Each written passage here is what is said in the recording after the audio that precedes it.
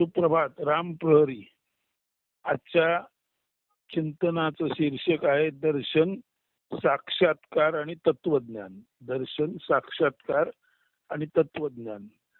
मात्र नेहमीप्रमाणे अध्यापक आणि तो अशा संवादातून हे चिंतन बाहेर येणार नाहीये.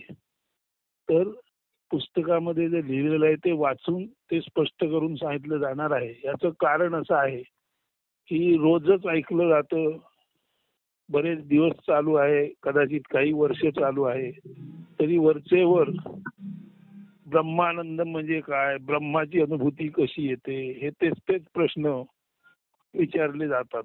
आता विचारले जातात याचा अर्थ जाणण्यासाठी लोक उत्सुक आहेत हे निश्चित, पण तेच तेच प्रश्न विचारले जातात याचा अर्थ जे सांगितलं जातं तिथे एकतर लक्ष पूर्णपणे केंद्रित नसतं, किंवा जे मूळ पुस्तकातून वाचा असं सांगितलं जातं ते पुस्तकातून वाचलं जात नसेल. याला एक कारण असेल पुस्तक उपलब्ध नसेल, किंवा एक कारण असेल पुस्तक उपलब्ध आहेच ना, पुढे मागे वाचू.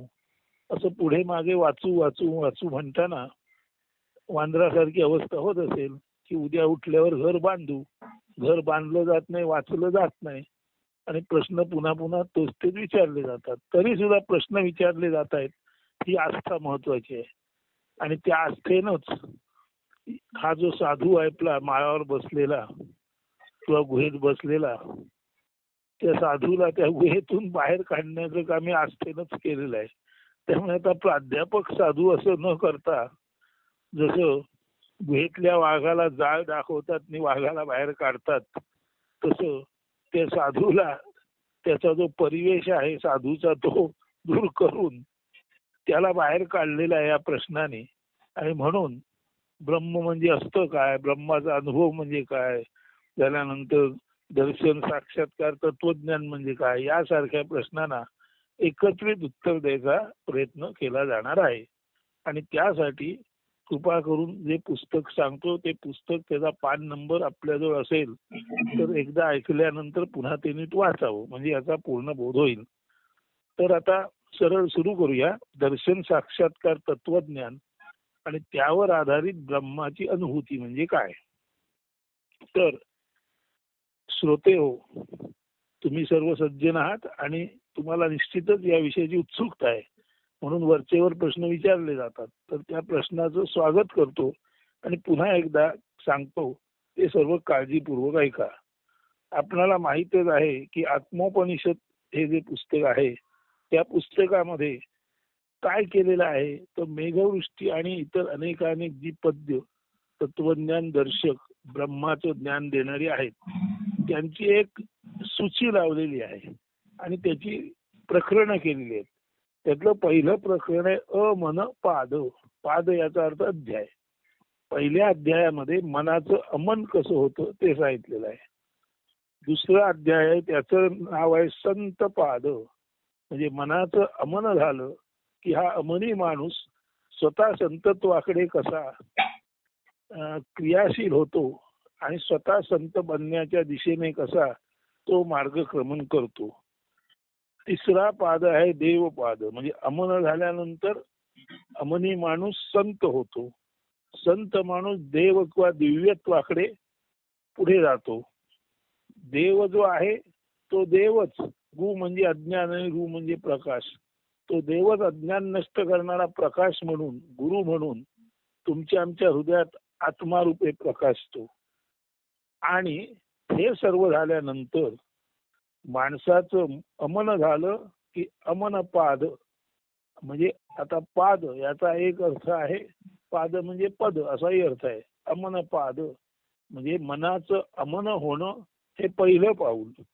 दुसरं पाऊल अमनी झालेला संत होणं. तिसरं पाऊल संत देवामध्ये रूपांतरित होणं. चौथं पाऊल संत आणि देव मिळून, गु म्हणजे अज्ञान आणि रु म्हणजे प्रकाश, अज्ञान नष्ट करणारा प्रकाश म्हणून संत आणि देव मिळून स्वतः असा माणूस आत्मा रूपे, आत्मप्रकाश रूपे प्रत्येकाच्या हृदयात बसून मार्गदर्शन करू लागतो प्रत्येकाला. आणि शेवटी या सर्व हाच माणूस जो अमन पावलाने संत पावलाकडे वळला, संत पावलाने देव पावलाकडे वळला, देव पावलाकडून गुरु पावलाकडे. आता गुरु याचा अर्थ अज्ञान नष्ट करणारा प्रकाश आणि गुरु याचा अर्थ विराट भूमा म्हणजे ब्रह्म. म्हणून अमन पादाने संत पादाकडे, संत पादाने देव पादाकडे, देव पादाने गुरु पादाकडे किंवा ब्रह्म पादाकडे जाणं, असे 4 टप्पे ओलांडल्यानंतर शेवटच्या टप्प्यामध्ये ब्रह्म, त्याचं दर्शन, साक्षात्कार, तत्वाचं ज्ञान याबद्दल लिहिलेलं आहे. तर दर्शन, साक्षात्कार, तत्वज्ञान याबद्दल आपण सांगणार आहोत. तत्पूर्वी ज्यांच्याकडे पुस्तक आहे त्यांनी जरूर अमन पादाने संत पादाकडे, म्हणजे अमन एक पाऊल अमनाचं, मनाचं अमन होणं हे पहिलं पाऊल, दुसरं पाऊल संतत्वाचं, तिसरं पाऊल देवत्वाचं, चौथं पाऊल गुरुत्वाचं आणि 5वं आणि अखेरचं पाऊल स्वतःच दर्शन योग्य, स्वतःच साक्षात्कार योग्य, स्वतःच तत्व योग्य असणं. म्हणजे असा जो ब्रह्म झाला तो स्वतःच इतरांना दर्शन देण्यायोग्य, तो स्वतःच इतरांना साक्षात्कार म्हणून ज्ञान देण्यायोग्य आणि तो स्वतःच तत्व म्हणून इतरांना आपलं स्पष्टीकरण करण्यायोग्य बनतो. आणि हे जे दर्शन, साक्षात्कार, तत्वज्ञान पाद हे पाऊल एकदा सिद्ध झालं की तो माणूस स्वयमेव ब्रह्म असतो. तर आता हा जो 5वा पाद आहे दर्शन, साक्षात्कार, तत्वज्ञान, त्याचं आपण ज्ञान घेतो आणि सुरुवातीला अमन, संत, देव, गुरु या पावलाने आपण प्रवास केलेला आहे असं गृहीत धरतो. इथून पुढे ते नीट वाचाल आणि प्रवास कराल असं गृहीत धरतो. आणि तो प्रवास झाल्यानंतर तुम्ही स्वतःच ब्रह्म बनून इतरांना दर्शन देण्यायोग्य, तुम्ही स्वतःच इतरांना साक्षात ब्रह्माचा आकार काय असतो ते सांगण्यायोग्य आणि तुम्ही स्वतःच तत्वम, ते तू आहेस याचं स्वतः ज्ञान झाल्यामुळे तुम्ही स्वतःच तत्व असलेले आणि इतरांना ते तत्वम असे हे ज्ञान करून देणारे बनाल, असा त्याचा अर्थ आहे. हा जो 5वा पाद आहे तो खऱ्या अर्थाने आत्मोपनिषद या पुस्तकाच्या फलश्रुतीचा पाद आहे. म्हणजे जर अमन पादाने, अमनाच्या पावलाने संत पादावर आपण आलो, संताच्या पावलाने देव पादावर आलो, देवाच्या पावलाने गुरु म्हणजे ब्रह्म पादावर आलो, तर आता तिथे प्रवास संपतो आणि आपण स्वतःच इतरांना दर्शन योग्य साधू म्हणून, इतरांना साक्षात्कार देण्यायोग्य परमेश्वर म्हणून आणि इतरांना तत्वम अशी हे सांगण्यायोग्य म्हणजे ब्रह्म म्हणून आपण स्वतःच प्रस्थापित होतो. अशी ही संपूर्ण अद्भुत किमया या आत्मोपनिषद मध्ये सांगितलेली आहे. अत्यंत स्पष्ट अर्थ करून सांगितलेला आहे. ज्यांच्याजवळ आहे त्यांनी त्याचं नीट वाचन करावं, चिंतन करावं, म्हणजे आज जे सांगत आहे ते आणि पूर्वी सर्व सांगितलं आहे त्याचा ताबडतोब अर्थबोध तुम्हाला होईल. तर आता सुरू करूया. दर्शन, साक्षात्कार, तत्वज्ञान पाद म्हणजे अध्यायातील हा जो मजकूर आहे तो नीट ऐका. दर्शन, साक्षात्कार, तत्वज्ञान या पद्धतीने आधीच्या 4 म्हणजे अमन, संत, देव आणि गुरुपाद आणि शेवटी ह्या 5व्या पादातील म्हणजे दर्शन, साक्षात्कार, तत्वज्ञान या पादातील लिखाण वाचकांनी वाचावे अशी नम्र विनंती आहे. 197 पानावर ह्या 5व्या अध्यायाच्या सुरुवातीला हे लिहिलेलं आहे. दर्शन, साक्षात्कार, तत्वज्ञान या पद्धतीने या आधीच्या 4 व त्यानंतर या 5व्या पादातील म्हणजे प्रकरणातील लिखाण वाचकांनी वाचावे अशी नम्र विनंती आहे. आता सुरू करत आहे. 1. दर्शन म्हणजे सर्वसाधारणतः दिसणे किंवा पाहणे. 2. साक्षात्कार म्हणजे जे पाहिले, दिसले त्याच्याशी थेट संपर्क प्रस्थापित झाल्यानंतर जे उघड वा स्पष्टपणे जाणले जाते ते. मग तो सावयव, शारीरिक व त्या पलीकडील मानसिक जाणीव रूपी उलगडाही असू शकतो. दर्शन म्हणजे सर्वसाधारणतः दिसणे, पाहणे. साक्षात्कार म्हणजे जे दिसले त्याच्याशी थेट संपर्क प्रस्थापित होणे. महासंपर्क शारीरिक असू शकेल किंवा त्या पलीकडील मानसिक जाणीव रूपी उलगडा अशा तऱ्हेचा असू शकेल. 3. तत्वज्ञान म्हणजे जे पाहिले म्हणजे दर्शन, जाणले म्हणजे साक्षात्कार, त्या मागील किंवा त्यासाठी आधारभूत असलेले अधिष्ठान म्हणजे जे आपण पाहिलं दर्शन, जे जाणलं साक्षात्कार, त्या मागील किंवा त्यासाठी आधारभूत असलेले अधिष्ठान किंवा पायाभूत तत्व सत्यत्वाने पूर्ण सत्य म्हणून अंतिमता समजल्यामुळे मनोबुद्धीला प्राप्त होणारे शाश्वत ज्ञान. तत्वज्ञान म्हणजे जे पाहिले, म्हणजे ज्याचं दर्शन झालं, जाणले, शारीरिक वा मानसिक दृष्ट्या संपर्क प्रस्थापित झाला, ते या दर्शन आणि साक्षात्कारामागील आधारभूत असलेले अधिष्ठान पायाभूत तत्व जे सत्यत्वाने म्हणजे पूर्णपणे समजल्यामुळे मनोबुद्धीला प्राप्त होणारे शाश्वत ज्ञान. म्हणजे दर्शन साक्षात्काराच्या पाठी जे तत्वाचं ज्ञान आहे ते तेव्हा प्राप्त होतं जेव्हा मन आणि बुद्धी ही अत्यंत शांत निवांत होते, आणि त्या कारणाने मनबुद्धीला तत्वाचं शाश्वत ज्ञान प्राप्त होतं. म्हणून दर्शनानंतर म्हणजे पाहिल्यानंतर जाणीव म्हणजे साक्षात्कार, ती जाणीव शारीरिक असेल किंवा मानसिक उलगडा स्वरूपाची असेल, आणि त्यानंतर पाहिलं संपर्क झाला, आणि खऱ्या अर्थाने जे पाहिलं ज्याचा संपर्क झाला त्याचं अंतरंग, त्याचं हृदय आपल्या पुढे प्रकट झालं, त्यालाच म्हणायचं तत्वाचं ज्ञान झालं. म्हणून तत्वज्ञान म्हणजे जे पाहिले दर्शन, जाणले साक्षात्कार, त्या मागील किंवा त्यासाठी आधारभूत असलेले अधिष्ठान सत्यत्वाने अंतिमता समजल्यामुळे मनोबुद्धीला प्राप्त होणारे शाश्वत ज्ञान. मनबुद्धीला प्राप्त होणारे दर्शन आणि साक्षात्काराच्या पायारूप असलेले शाश्वत ज्ञान म्हणजे तत्वज्ञान. आता इथे निश्चय आपला झाला तत्वज्ञान म्हणजे काय. अशा ज्ञानामुळे मनाचे अमन किंवा न मन, म्हणजे मनाचे अमन होते किंवा नमन होते, म्हणजे मन निर्विचार आणि शांत दक्ष होते, आणि बुद्धीचे प्रज्ञेत म्हणजे पुढचे जाणणारी, कालातीत कालाच्या पुढे जाऊन जाणणारी अशी बुद्धीची कालातीत क्षमता किंवा पुढचे जाणणारी क्षमता प्राप्त होणे. म्हणजे मनाचे अमन म्हणजे मन निर्विचार शांत दक्ष होणे, आणि बुद्धी प्रज्ञेत रूपांतर होणे म्हणजे कालाच्या पुढे जाऊन जाणण्याची, भविष्य जाणण्याची क्षमता प्राप्त होणे. याला माहिती मनाचे नमन आणि बुद्धीचे प्रज्ञेत रूपांतर होणे. हे तेव्हा होते जेव्हा तत्वाचे ज्ञान होते, आणि ती बुद्धी स्थित प्रज्ञ म्हणजे अविचल शांत बनते. आणि अशा माणसाची बुद्धी स्थित प्रज्ञ म्हणजे तत्वावरच स्थित कायम लक्ष असलेली अशी बनते. जी बुद्धी केवळ तत्वदर्शी आहे, जी बुद्धी केवळ तत्वाचे ज्ञान, आकलन, समज आणि उमज यामध्येच गुंतलेली आहे, आणि अशी बुद्धी त्या तत्वापासून जी हलत नाही, ढळत नाही, त्या बुद्धीला स्थितप्रज्ञता म्हणतात.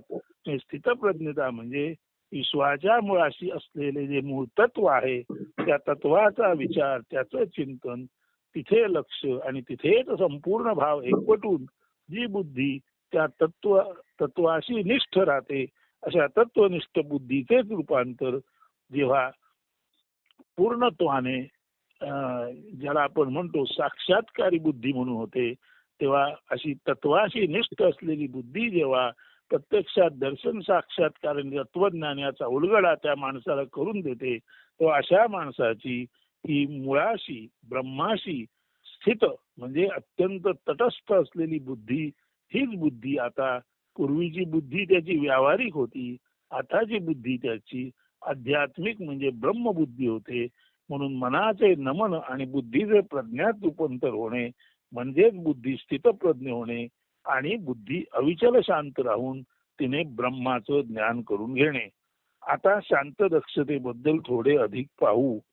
मन जे पाहिले ते पाहताना अत्यंत सावध व दक्ष नसेल तर अशा पाहण्यात उणीव राहते.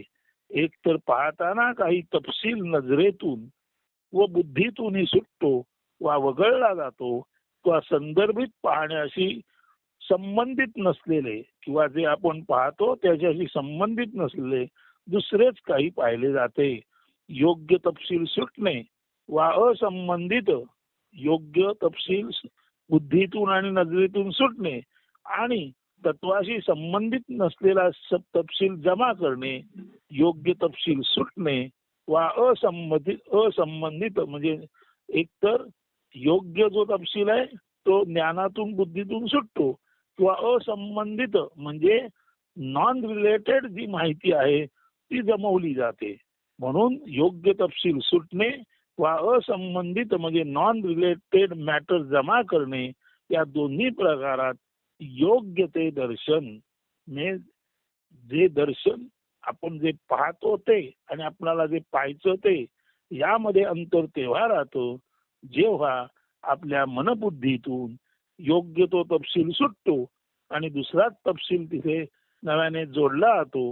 म्हणजे योग्य तपशील सुटणे आणि असंबंधित तपशील जमा करणे, यामुळे आपण जे पाहू इच्छितो ते आपल्याला जसे आहे तसे दिसत नाही. म्हणून जसे आहे तसे पाहण्यासाठी मनबुद्धी पूर्ण शांत असली पाहिजे, मनाचे अमन असले पाहिजे, बुद्धीचे प्रज्ञेत रूपांतर झाले पाहिजे. तर आणि तरच जे आहे ते तसेच्या तसे आपणाला दिसेल आणि त्यावेळी अत्यंत योग्य तेवढा तपशील पाहिला जाईल आणि त्याच्याशी संबंधित नसलेला तपशील कधीही पाहिला जाणार नाही. म्हणून आता आपण इथे आलो, योग्य तपशील सुटणे वा असंबंधित तपशील जमा करणे, या दोन्ही प्रकारात योग्य ते दर्शन म्हणजे जे जसं आहे तसं दिसणं पाहणं असंभवनीय ठरतं. तसेच मन शांत नसेल तर जे पाहिले त्याबाबत अनुमान लावताना योग्य मांडणी क्रम या पद्धतीने निष्कर्षाकडे येणे यामध्ये घोटाळा होऊ शकतो. म्हणजे मन पाहता पाहताच जर आपण पाहण्यावर लक्ष पूर्ण नसेल तर पाहता पाहताच अर्धवट पाहिलेल्या स्थितीत पाहण्याची मांडणी पाहण्याचा क्रम म्हणजे मूळ पाहणं पूर्ण न होता जर पाहिलेल्याची मांडणी त्याचा क्रम लावायला गेलं तर मनाचं लक्ष शुद्धत्वाने पाहण्याकडे नसल्यामुळे पुढे केलेली मांडणी आणि क्रम त्या दोन्ही गोष्टी चुकतात आणि आपण जे पाहिलं त्याचं आपण सांगायला गेलो की मांडणीमध्ये घोटाळा होतो, क्रमामध्ये घोटाळा होतो आणि जे पाहिलं जे दिसलं समजलं ते तसंच्या तसं आपणाला मांडता येत नाही. म्हणून जेव्हा मन पाहत असते तेव्हा मनाने फक्त आणि फक्त पाहण्याचेच काम करावे. पाहताना पाहिलं त्याचा अर्थ लावणं, त्याची संगती लावणं, त्याचा क्रम लावणं असं काम करू नये. मनाने पाहताना केवळ शांत दक्षतेने पाहणं एवढं एक आणि एकच काम करावं. अन्यथा जे जसे आहे ते तसे दिसत नाही आणि जे दिसते तेही मांडताना क्रम सांगताना घोटाळा होतो. मनाकडे आपण नीट पाहिले तर असे दिसते की ते नेहमीच चंचल असते. दर्शन साक्षात्कार तत्वज्ञान या क्रमाने पुढे जाण्यासाठी मन एकाच वेळी परमशांत किंवा निर्विचार आणि दक्षही म्हणजे मन एकाच वेळी your mind must be quite but active at the same time. एकाच वेळी मन शांत आणि दक्ष असणे आवश्यक आहे. शांतीमुळे पाहण्याची गुणवत्ता, खरे तर जे पाहिले ते समजण्याची व जाणण्याची गुणवत्ता प्रकर्षाने उच्चस्तरीय राहते व दक्षतेमुळे पाहताना नेमकेपण व योग्य त्या तपशिलासह पाहिले जाते. माणसाचे मन रात्री झोपेत शांत असते किंवा असू शकते पण ते दक्ष किंवा सावध नसते. उदाहरणार्थ शांत झोपलेला माणूस बऱ्याच वेळा अस्ताव्यस्त किंवा अव्यवस्थितरित्या पहुडलेला म्हणजे पसरलेला असतो. शांत झोपेत मन दक्ष असते तर माणूस झोपेतही बऱ्यापैकी नीट दिसू शकला असता. मात्र गाढ झोपेत मन शांत असले तरी दक्ष नसते. त्या कारणाने काय कुंभकर्णासारखा घोरत पडला आहे बघा असे वा यासारखे उद्गार गाढ झोपेतल्या माणसाबाबत त्याच्याशी संबंधित असलेले जागृती असलेले लोक काढतात. घोरणे शांत परंतु जड मनाचे निदर्शक असले तरी ज्यार्थी माणूस घोरतो त्यार्थी त्याला घोर नाही काळजी नाही. म्हणून घोरणे हे शांत मनाचे जरी निदर्शक असलं तरी सुद्धा जिथे मीची सुद्धा जाणीव नाही तिथे पूर्ण अज्ञान आहे. अशा अवस्थेत घोरणारा माणूस शांत असला तरी त्याला कोणत्याही तऱ्हेची जाणीव नेणीव नसल्यामुळे घोरणे हे शांत मनाचे निदर्शक आहे, तसेच ते जडत्वाचेही निदर्शक आहे. म्हणून घोरणारा माणूस आणि कुंभकर्णासारखे होणारे त्याचे दर्शन, त्याचे मन दक्ष, सावध, सुविहित, शिस्तबद्ध नसल्याचे सुचवते. या उलट जागेपणी माणसाचे मन सावध, दक्ष म्हणजे सर्व टिपण्यास सक्षम असले तरी ते अनेकानेक उलटसुलट विचारांनी ग्रासित असते. त्या कारणाने ते शांत अविचल नसते. जागेपणी मन दक्ष असलं तरी विचाराने भरलेले असल्यामुळे ते शांत अविचल नसतं. आणि गाढ झोपेत मन शांत असलं तरी तिथे कुठल्याच तऱ्हेचं ज्ञान नसल्यामुळे ते जड असतं. म्हणून गाढ झोपेतले मन शांत आणि जड असतं आणि जागेपणीचे मन दक्ष असेल परंतु ते शांत असेल असे नाही. दक्ष म्हणजे सर्व टिपण्यासाठी उत्सुक असेल, पण त्याच वेळी मनात अनेक विचार असतील तर ते अशांत असेल. म्हणून जागेपणी मन दक्ष परंतु अशांत असते आणि गाढ झोपेत मन शांत परंतु त्याचं जाणीव नेणीवच्या पलीकडे असल्यामुळे गाढ झोपेतलं मन शांत परंतु जड असतं आणि जागृतीतलं मन दक्ष परंतु अशांत असतं. म्हणूनच शांत दक्षतेखेरीज quite but active state of mind. म्हणूनच मन एकाच वेळी शांत आणि दक्ष असल्याखेरीज दर्शन, साक्षात्कार, तत्वज्ञान या मार्गाने शाश्वत सत्यापर्यंतचा प्रवास किंवा विशुद्ध ज्ञानापर्यंतचा प्रवास संभवत नाही. हे नीट समजून घेणे अगत्याचे आहे. स्थितप्रज्ञ बुद्धीचा विचार या प्रकरणात पुढे स्वतंत्रपणे येईलच. मात्र येथे दर्शन, साक्षात्कार, तत्वज्ञान याचे एक छोटेसे उदाहरण पाहू. आकाशात पौर्णिमेचा आल्हाददायी चंद्र आहे. त्याचे प्रतिबिंब निळाशार सरोवरात पडले आहे. विशेष म्हणजे आकाशातल्या चंद्रापेक्षाही त्याचे सरोवरातील प्रतिबिंब जास्त आल्हाददायक वाटत आहे. असे का? एकतर सरोवर जे दिवसा निळे असते ते रात्री दाट व सघन कृष्णवर्णीय दिसते. दुसरे म्हणजे सरोवराच्या आजूबाजूला असलेल्या वृक्षराजीमुळे सरोवराचे पाणी रात्रीच्या वेळी अधिकच घनदाट कृष्णनील वाटत आहे.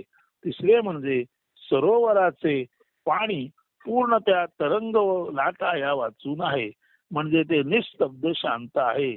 त्या तीन बाबींचा एकत्रित विचार केला तर घननीळ निस्तब्ध तरंगरहित सरोवराच्या पाण्यात या तीन बाबींचा एकत्रित विचार केला तर घननीळ निस्तब्ध तरंगरहित सरोवराच्या पाण्यात आकाशातील लावण्यपूर्ण पौर्णिमेचा चंद्र प्रत्यक्षापेक्षा अधिक मोहक, म्हणजे प्रत्यक्षापेक्षा प्रतिबिंब अधिक मोहक दिसते, हे लक्षात येईल.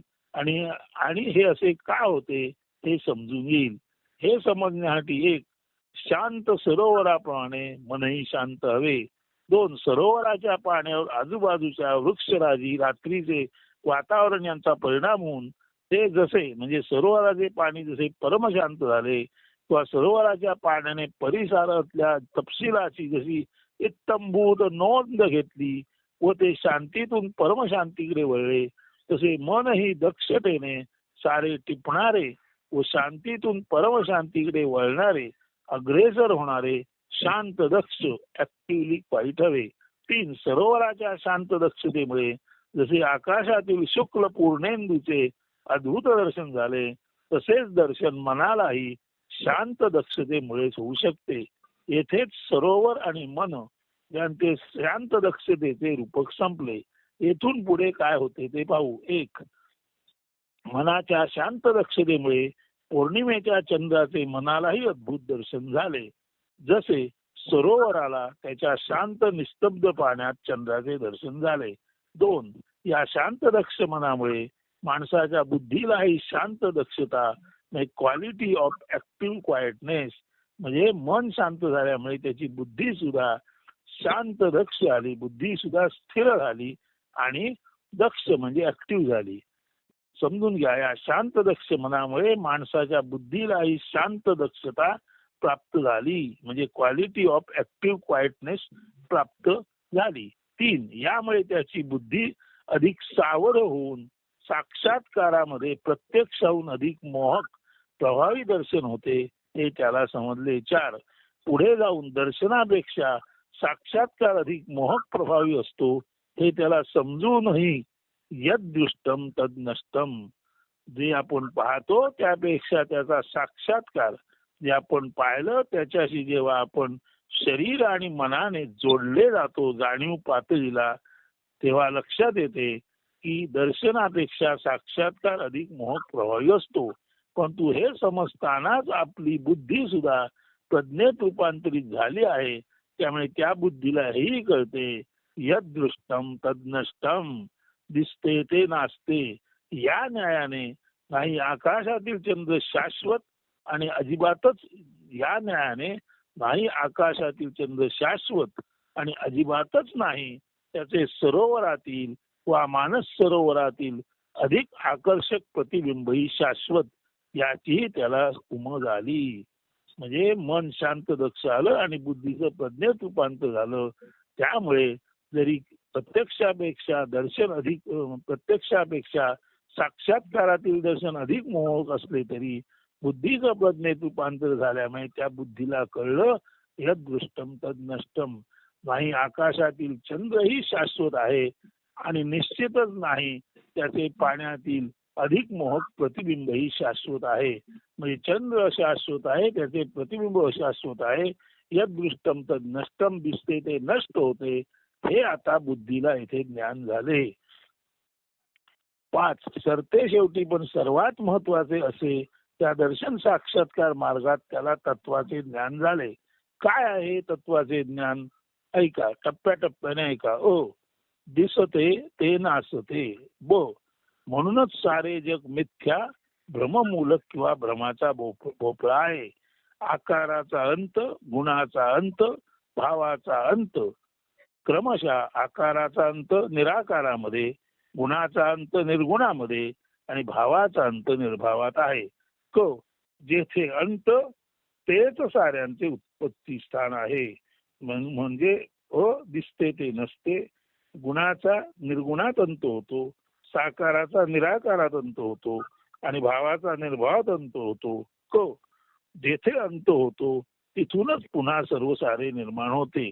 ड, म्हणूनच निराकार निर्गुण निर्भावातूनच साकार सगुण स्वभाव उद्भवते.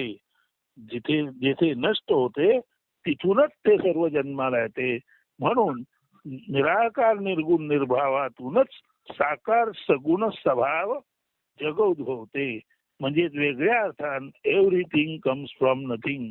कुठलीही गोष्ट नथिंग मधून येते. याचा अर्थ गोष्ट ही सगुण आहे, साकार आहे आणि स्वभाव आहे. पण सगुण, साकार आणि स्वभाव ज्या अर्थी निर्गुण निराकार आणि निर्भावामध्ये जातं आणि नथिंग होतं, त्या अर्थी कुठलंही सगुण असो, कुठलंही साकार असो, कुठलंही स्वभाव दृश्य असो, ते निर्गुण निराकारातून म्हणजे नथिंग मधूनच येतं. म्हणजे ड मध्ये आपल्याला असं समजलं की एव्हरीथिंग कम्स फ्रॉम नथिंग. आता ई, हे सारे शांत दक्ष मनातून व स्थितप्रज्ञ बुद्धीतून समजते किंवा जाणले जाते. तर एव्हरीथिंग कम्स फ्रॉम नथिंग हे शांत दक्ष मन व बुद्धीतून जी बुद्धी आता स्थितप्रज्ञ झाली आहे हे आपण जाणले. हा ई मुद्दा आला. आता दीर्घ ई, त्यामुळेच अमनस्कता, अमन किंवा नमन हेच ते सर्व ज्ञानाचे साधन हे आपल्या लक्षात आले. उ, ही अमन म्हणजे परमशांतीतून तत्वज्ञान प्राप्ती साधना आपली आपल्यातूनच जन्मते व जाणता येते. दीर्घ उ, करिता स्वरूप शोध बोध महत्वाचा आहे. ए, यासाठी बाह्य गुरु अत्यावश्यक आहेच असे नाही. आई, माणसाचे मन वटवटी करते व शांतही असू शकते. मनाची शांत दक्षता समजून घेऊन मनाच्या त्या शांत दक्ष क्षमतेच्या अधीन माणूस झाला तर शांत मनाजवळ अशांत मनाला बसवून, म्हणजेच आपल्या मनातील जो शांत भाग आहे त्या शांत मनभागाजवळ वटवट करणाऱ्या अशांत मनाला बसवून, म्हणजे जणू काही शांत निवांत गुरुजवळ वटवट करणारा शिष्य बसवला. अशा तऱ्हेने शांत मनाजवळ अशांत मनाला बसून माणूस आपल्याच शांतीशी बसून म्हणजे शांत मनाशी वटवट करणाऱ्या मनाने बसणे म्हणजे माणूस आपल्याच शांत भावाशी बसून आपल्या अशांत भावाला म्हणजे वटवट करणाऱ्या शिष्याला शांत करून त्याला ज्ञान देऊ शकतो. म्हणजे माणसाने पाहिले तर माणसाचे मन आहे ते शांतही असते अशांतही असते. ते जेव्हा शांत असते तेव्हा त्या शांत त्या शांत आपल्या मनोभावाजवळ जर माणसाचे जाणीव तत्व शांतपणे बसले तर, शांत मनाजवळ माणसाचे जाणीव तत्व शांतपणे बसले तर, गुरुजवळ शिष्य बसला अशा पद्धतीने आपणच आपल्या शांत भावाशी बसून आपणच गुरु सारखे शांत निवांत परब्रह्म होऊ शकतो. म्हणजे गुरु हा बाहेरचा असण्याची गरज नाही. आपणच आपल्या शांत मनाजवळ आपला संपूर्ण अशांत भाव एकवटून बसलो तर शांत भावाचा अशांत भावावर परिणाम होतो आणि संपूर्ण मन परम शांत होतं. बुद्धीचं प्रज्ञेत रूपांतर होतं आणि आपणातूनच आपणाला विद्या मिळते. गुरुविना विद्या मिळवण्याचा हा आत्मज्ञानाचा तो आत्मगुरूचा हा मार्ग आहे. यासाठी माणसाने प्रथम मनाची शांत दक्षता quite but active quality of mind समजून घ्यावी व त्या तशा मनाच्या गुणवत्तेचा ध्यास घेऊन तशा मनाच्या अमन किंवा न मन सान्निध्यात राहावे. आपल्याच शांतीजवळ म्हणजे आपल्याच अमनाच्या सान्निध्यात आपण बसणे असे आहे या उपनिषदाचे गुरुजवळ शिष्याने बसून ज्ञान प्राप्ती करून घेणे स्वरूप. म्हणूनच हे आहे आत्मोपनिषद.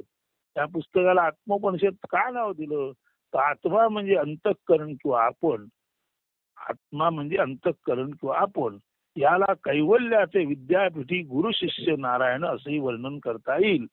म्हणजे आपण आपलं जे अंतःकरण आहे त्याला आपण आत्मा किंवा अंतःकरण म्हणतो. ते जर नमन किंवा अमन करता आलं तर त्या शांत अंतःकरणाजवळच नारायण या जीवाने आपल्या शांत अंतःकरणाजवळच आपला जीव अर्पायचा. म्हणजे आपल्या अमन किंवा आपल्या प्रज्ञेला जर नारायणाने आपला जीव अर्पिला तर आत्मारूपी गुरुला नारायण रूपी जीवाने आपले सर्वस्व अर्पण केले तर ते जे तयार होईल ते आत्मोपनिषद. म्हणजे जीवाने आपला जो शिवभाव आहे, आपला जो अमनी भाव आहे, आपलं जे प्रज्ञेत रूपांतर झालेलं बुद्धीचं स्थितप्रज्ञत्व आहे, म्हणून जीवाने अमन गुरुजवळ, जीवाने स्थितप्रज्ञ गुरुजवळ आपलं जीवत्व अर्पायचं. यालाच म्हणायचं शिवाला जीवाने आपले जीवत्व अर्पिणे. म्हणजे नारायण हा जो बाह्य नारायण आहे त्याने अंतरंगातल्या शांत नारायणाला, अमनी नारायणाला, अंतरंगातल्या प्रज्ञावान नारायणाला, स्थितप्रज्ञ नारायणाला, या अंतरंग प्रज्ञावान स्थितप्रज्ञ आणि अमनी नारायणाला बाहेरच्या जीव नारायणाने आपले जीवत्व अर्पण करणे म्हणजे आपणच आपल्याजवळ बसून विद्या मिळवणे. म्हणून याला म्हटलेलं आहे आत्मोपनिषद. जीवाने आपल्या आत्म्याशी बसून आपले आपण ज्ञान करून घेणे असे या पुस्तकाचे नाव यासाठीच आत्मोपनिषद ठेवले आहे. याला कैवल्याचे विद्यापीठी गुरु शिष्य नारायण असेही वर्णिता येईल. कैवल्य म्हणजे नारायणातला जो आत्मा आहे तो केवळ असणेपणी शांत निर्विचार आहे. त्याची बुद्धी स्थितप्रज्ञ झालेली आहे. तेव्हा अमनी आणि नमनी अवस्थेत बुद्धीचे प्रज्ञेत रूपांतर होऊन तिला स्थितप्रज्ञता आली. अशा भावामध्ये जेव्हा नारायणाचे अंतःकरण आहे तेव्हा बाह्य जीवरूपी नारायणाने जर तिथे शांतपणे बसायचे ठरवले तर अमन, बुद्धी, प्रज्ञा आणि मन आणि बुद्धी केवळ असणेपणात आहेत आणि त्या केवळ असणेपणातच जीवरूपी नारायणाने आपलं संपूर्ण अस्तित्व विरघळून टाकलेलं आहे. अशा वेळी कैवल्याचे विद्यापीठी गुरु शिष्य नारायण म्हणजे नारायण जीव आणि शिव मिळून एक केवळ असण्याचं विद्यापीठ आहे.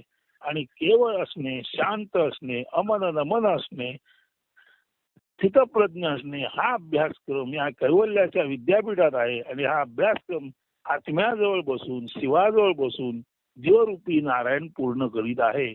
म्हणून या विद्यापीठाला असं म्हटलेलं आहे कैवल्याचे विद्यापीठी गुरु शिष्य नारायण. ते विद्यापीठ आहे, तिथे गुरु पण नारायण आहे, शिष्य पण नारायण आहे. गुरु आहे तो अमनी आहे, तो प्रज्ञावान स्थितप्रज्ञ आहे, आणि शिष्य आहे त्याला अजून अमनी व्हायचं आहे, त्याला स्थितप्रज्ञ व्हायचं आहे. पण तू गुरु पण आपणच आणि शिष्य पण आपणच, असं हे अद्भुत कैवल्याचे विद्यापीठी गुरु शिष्य नारायण असं हे कैवल्य विद्यापीठ आहे. आणि येथे केवळ असणे, शांत दक्षिण असणे, यामुळे नारायणाकडूनच तत्वज्ञान प्राप्ती होऊ शकते. खरे तर गुरुविना ज्ञान प्राप्ती किंवा स्वरूप आज्ञाकडून थेट मिळणारे ज्ञान असे या आत्मोपनिषदाचे यथार्थ दर्शन आहे. मग नेमकं हे आत्मोपनिषद आहे म्हणजे काय, तर गुरुविना ज्ञान प्राप्ती होऊ शकते हे सांगणं हे या पुस्तकाचं खरं दर्शन आहे. हे सांगणं हे या पुस्तकाची खरी फलश्रुती आहे. म्हणजे आत्म्याकडून थेट ज्ञान प्राप्त होऊ शकतं हे या आत्मोपनिषदाने यथार्थ पद्धतीने दर्शन दिलेले आहे, दाखवून दिलेले आहे. सरते शेवटी हे तत्वज्ञान अद्वयाशी येऊन थांबते. एक अनेक द्वैत अद्वैत नव्हे, तर केवळ अद्वयच. अद्वय म्हणजे पूर्णत्व, अद्वय म्हणजे दुसरं नाही असं एकमेव पूर्णत्व.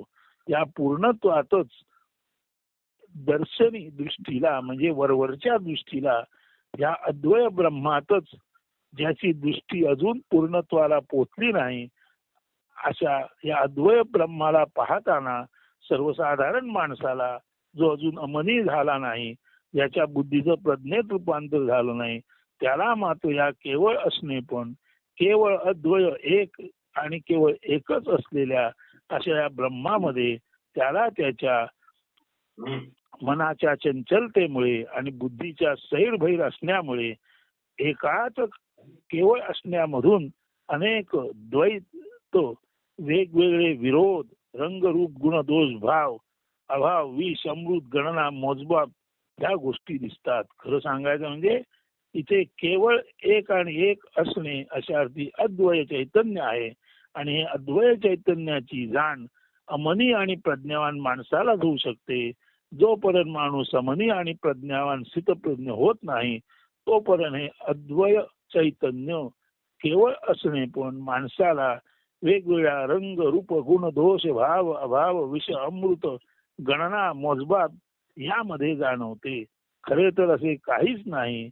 हे संपूर्ण विविधते, हे संपूर्ण दर्शनी विविधतेतील असणारे मुळाचे अद्वयत्व आहे, ज्याला ज्ञानेश्वरांनी अद्वय चिद्विलास म्हटलं आहे. म्हणजे केवळ आणि केवळ चैतन्यच आहे, अद्वय चैतन्य. इथे दुसरं काही नाही, संपूर्ण ब्रह्मचैतन्यच आहे. आणि त्या चैतन्याचा विलास, त्या चैतन्याची शोभा, रंग रूप आकार गुणभाव वेगवेगळे पण झाल्यानंतर द्वैत द्वंद्व यामध्ये आपणाला दिसते. परंतु सहस्ररश्मी म्हटला तरी सहस्र किरण असली तरी सुद्धा सूर्य एकच असतो. तर एकच अद्वय चैतन्य आहे. त्याच विविध रूपात भासणं यालाच अद्वय चिद्विलास म्हणतात. हे आपणाला आपल्याच आत्म्याशी शांत निवांतपणे बसल्यानंतर आपल्यातूनच आपल्याला ज्ञान प्राप्ती होते.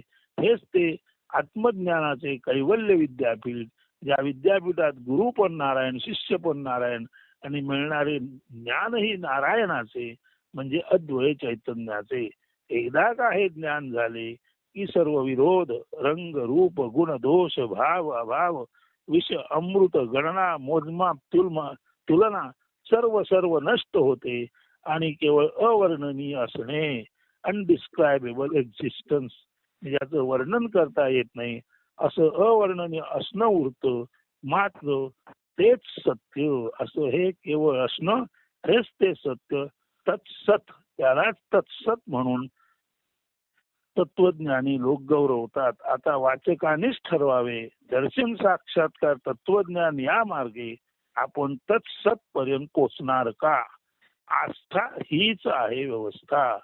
आपणाला जर आस्था असेल तर तुमची आस्था हीच आहे ब्रह्मप्राप्तीची व्यवस्था. अशी आस्था हीच व्यवस्था सत्याप्रत नेणारी आहे. त्या मार्गाने आपण पुढे जाणार का? तर आज या चिंतनात आपण राहा. या चिंतनानंतर जे ब्रह्मदर्शन होतं, वेगवेगळ्या पद्धतीने साक्षात्कार दर्शन होतात, त्याचं काव्यात्मक वर्णन आपण उद्यापासून पुढे राहू. तर आज आपण हे दर्शन साक्षात्कार तत्वज्ञान यामध्ये सांगितलेले अ पासून औ पर्यंत जवळजवळ किती मुद्दे सांगतो. 1 2 3 4 5 6 7 8 9 10 11 12 1 ते 12 पायऱ्यांनी आपण ब्रह्मापर्यंत कसे जातो हे इथे सांगितलेलं आहे. तर दर्शन साक्षात्कार या मार्गे आपण तत्वाच्या ज्ञानापर्यंत म्हणजे ब्रह्मापर्यंत कसे जाऊ शकतो हे थिओरिटिकली येथे सांगितलेलं आहे. पण तू हे ज्याने सांगितलं त्याने प्रॅक्टिकली ते अनुभवल्यानंतरच ते थिअरीत रूपांतरित झालेलं आहे त्याची खात्री बाळगा. आणि हीच खात्री मनात बाळगली तर आपण आपल्यामधल्याच परमेश्वराचा शोध घेऊन परमेश्वराचा शिवाचा शोध घेऊन सध्या आपण जीव असलो तरी शिवाचा शोध घेता घेता आपली जीवदशा जाऊन आपण शिवदशेत याच जन्मात परिवर्तित होऊ शकतो. ज्या क्षणी मिठाच्या थेंबाने सागरात उडी मारली त्या क्षणी मिठाचा सागर होतो, बिंदूचा सिंधू होतो, काजव्याचा सूर्य होतो. मग का नाही आपण स्वतः ब्रह्म होणार, तेही या चालू जीवनात फक्त नीट चिंतन करून त्या सागरात उडी मारण्याचा अवकाश आहे की ज्या क्षणी बिंदूने उडी मारली त्या क्षणी बिंदू सिंधू झाला. ज्या क्षणी काजव्याने आपलं क्षुद्रत्व मिटवलं, ज्या क्षणी काजव्याने आपलं क्षुद्रत्व लिटिल पेटीनेस अत्यंत छोटा आणि असा गौण तेजाचा बिंदू जो काजवा, ज्या क्षणी काजव्याने ठरवलं आपण सूर्य व्हायचं त्या क्षणी काजवा गेला सूर्य झाला. ज्या क्षणी बिंदूने ठरवलं आपण सिंधू व्हायचं त्या क्षणी बिंदू गेला सिंधू झाला. मग आपण आपल्या जीवनात हा ब्रह्मप्राप्तीचा क्षण ताबडतोबीने अत्यंत तळमळीने या क्षणीच आपणाला ब्रह्माची अनुभूती घ्यायची असं ठरवलं तर जेव्हा तुम्ही उडी माराल तेव्हा ताबडतोब तुम्ही ब्रह्म म्हणून परिवर्तित रूपांतरित झालेले अद्भुत कैवल्य म्हणून तुमचे तुम्हाला दिसू शकाल. ही तुमच्या प्रत शुभेच्छा व्यक्त करतो आणि आजचं हे पूर्ण गद्यात्मक विवेचन संपवतो. तर दर्शन साक्षात्कार तत्वज्ञान मार्गाने पुढे ब्रह्मदर्शन कसं होतं ते वेगवेगळ्या पद्यातून इथून पुढच्या काही निरूपणात आपण पाहू. धन्यवाद. अस्तु. शुभ दिन. शुभ प्रभात.